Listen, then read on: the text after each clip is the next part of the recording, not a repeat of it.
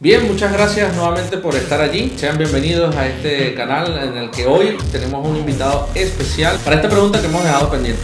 ¿Tenemos libre albedrío? De momento, queremos hacer una pequeña introducción hablando sobre lo que es el propósito. Bienvenidos nuevamente y gracias por estar allí.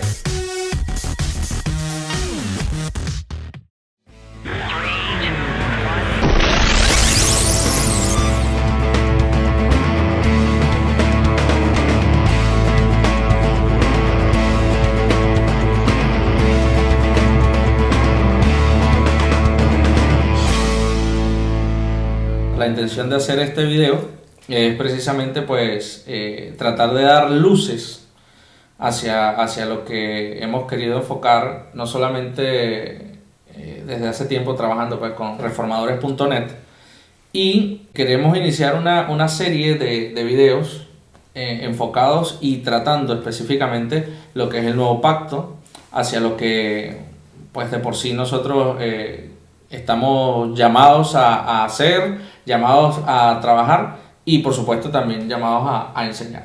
Entonces, Vale. pues gracias por estar aquí, Edwin, por aceptar la invitación, Gracias a ti.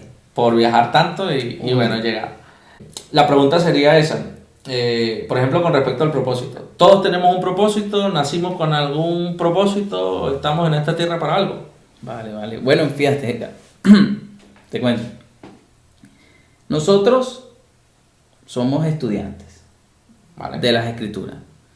En ese sentido no es que nos consideramos una eminencia, pero según lo que he encontrado, pues, en el estudio hasta ahora y según la iluminación, ¿por qué no decirlo? La iluminación del Espíritu Santo en la revelación de la palabra que he podido encontrar, definitivamente Dios tiene un propósito eterno para nosotros, por encima de aquellos planes específicos que Él también tiene con cada uno de nosotros. Eso ya sería otro tema. Cuando hablamos del propósito, yo me voy a Génesis 1:26, donde allí dice, en la mayoría o en la traducción, digamos, la más común, la Reina Valera, X, que habla de hagamos al hombre a nuestra imagen y semejanza. Y allí Dios creó al ser humano, Adán y Eva. Entonces luego que los creó, y dice que lo creó para que señoree, para que sea el Señor. Correcto. Hay otras versiones, como por ejemplo la Nueva Traducción Viviente, que habla para que reine, habla de reinar. Otras hablan de gobernar. El hecho es que independientemente de la palabra que se use, allí se establece con claridad en el primer capítulo de la Biblia El propósito. cuál es el propósito de Dios, el propósito eterno. ¿Por qué es eterno? Porque ese propósito desde el principio no ha cambiado. Vale, y una pregunta, y sería como un paréntesis. Por ejemplo, cuando habla de gobernar, de reinar, recientemente estuvimos hablando precisamente de política y todo eso, Sí. y siempre también ha sido un asunto de discusión si los cristianos o las personas, los religiosos, que nosotros no pertenecemos a ese sector, pero No. si alguien con creencias en Dios podría o debería estar en la política. Y por ejemplo, cuando habla de eso, de que estamos puestos para reinar, o creó Dios al hombre a su imagen y semejanza y lo puso para señorear, para gobernar, ¿tiene eso necesariamente que ver con política, con este tipo de cosas? Interesante. No necesariamente.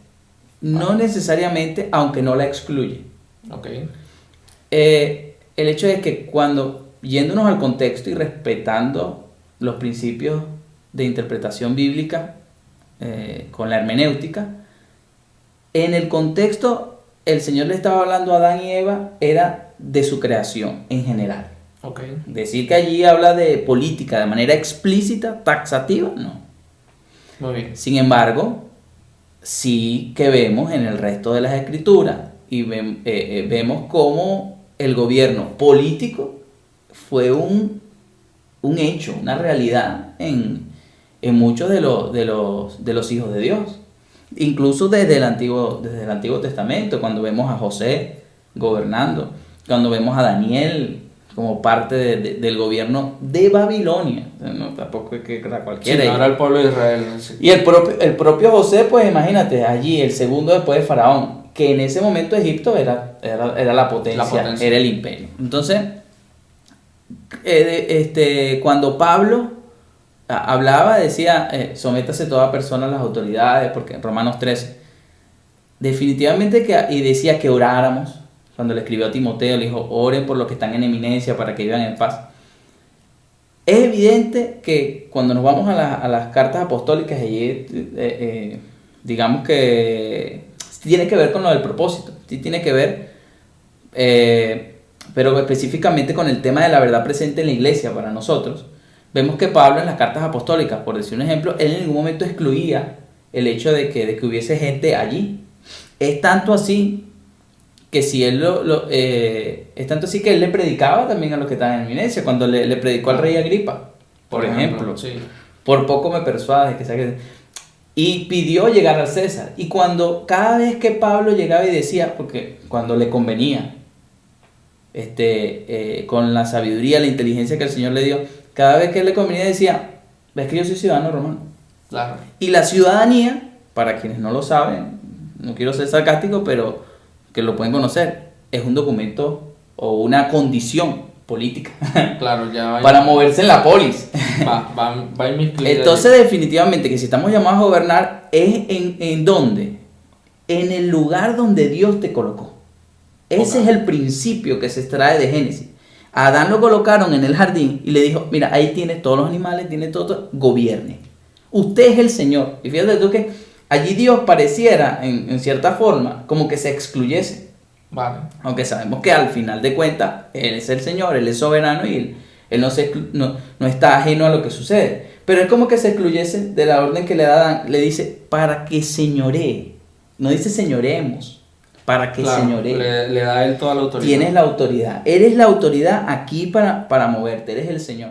Sabemos que está interesante la entrevista, pero de momento la vamos a dejar hasta ahí. Esperamos que te suscribas al canal para que estés al tanto y al día con todos los videos que vamos a ir viendo, los comentarios que estamos haciendo y por supuesto la continuación de esta entrevista. No te lo pierdas, síguenos también en nuestras redes sociales y deseamos que juntos podamos seguir